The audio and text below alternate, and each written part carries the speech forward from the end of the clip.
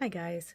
So yesterday I spent much of the day being angry and then going back to being sad and then back to being angry and then back to being sad. And I'll tell you why. I heard about our current administration giving $1 billion, billion with a B, to Africa to help rebuild their houses and whatnot. But meanwhile, we still have people living in the mountains due to the hurricane that came through recently who are living in tents. Okay? It's cold there.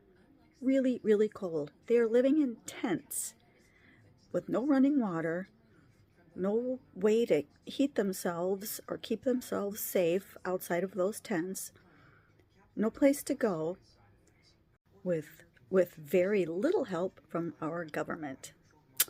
That makes me furious.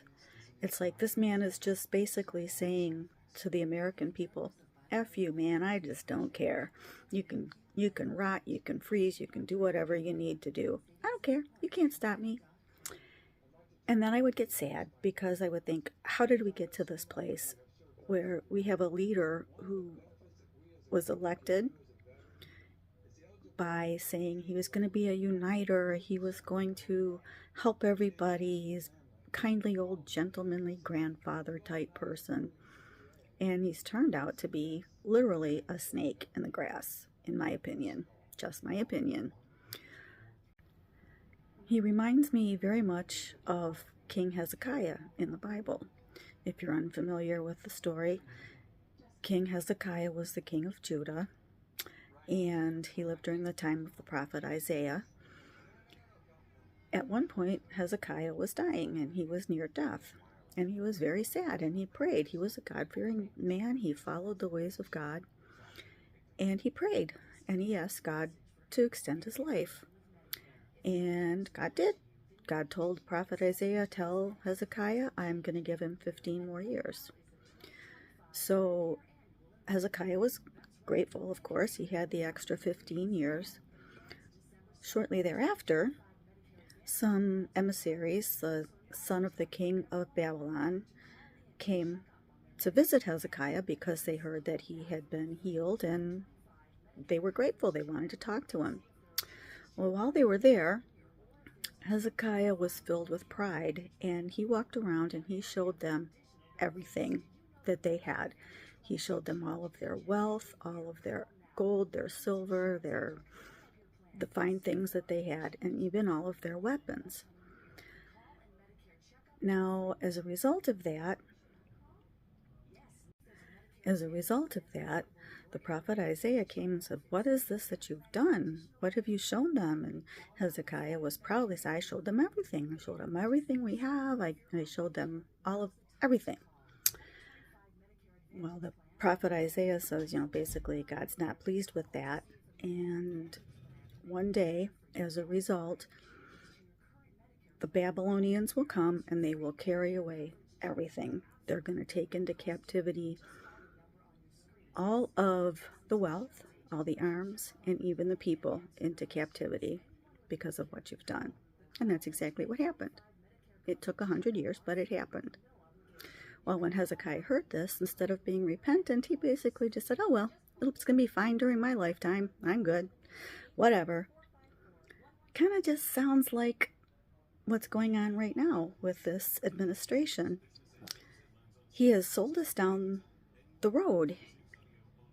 He wanted so desperately to be president for so long, and what happened? He became president, and now what is he doing? He's pushing us, in my opinion, into World War III. He's raiding our nation's finances for other countries, for illegal immigrants or illegal migrants, however you want to call it, people who shouldn't be here. And now he's not going to be president. He's got kicked out of the race, or withdrew, however you want to look at it. As a result, now our country is going to suffer, and he's just basically saying, oh well, whatever. I'm going to pardon all my family members, blah, blah, blah, give away the bank to other countries, and you guys can just F you, ha ha. Anyway, I was very angry and very sad yesterday, and last night I took the dog out, my little Ben. Um, I was getting him back up on the porch because he can't get on the porch by himself, and I was in one of my I'm mad moods, and the Lord stopped me in my tracks, right there, barefoot in the snow, and said, "You need to forgive him. You need to forgive President Biden because that's what I want you to do. I've told you to be forgiving, and you need to forgive him."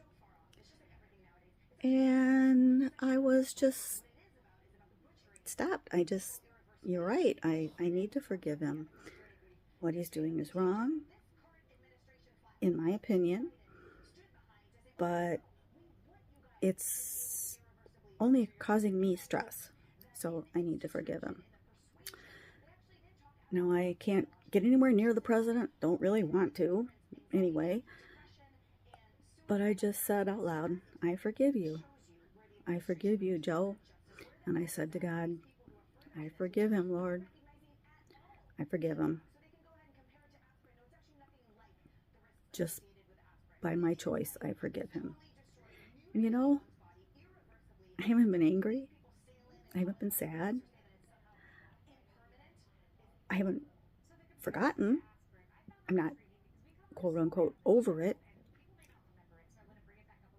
But my point is, unforgiveness only hurt me. And unforgiveness only hurts you. God said, forgive. I have forgiven you so much. I want you to forgive. So I'm just want to encourage you today. If you're holding any bitterness, you're angry over this, you're angry over anything, just by choice of your will, just forgive. It's going to set you free. Okay? Thanks. Bye. See you soon.